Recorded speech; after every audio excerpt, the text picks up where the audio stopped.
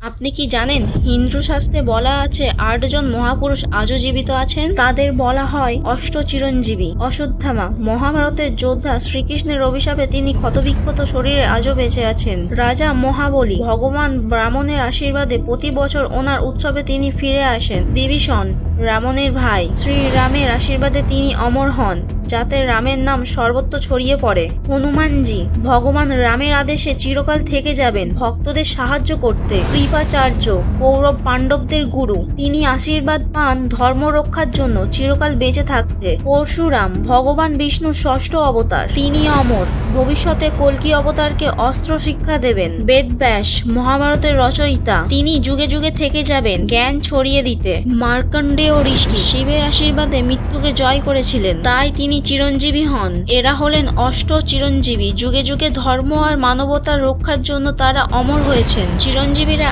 আছেন আর থাকবেন পৃথিবীর অন্ত পর্যন্ত।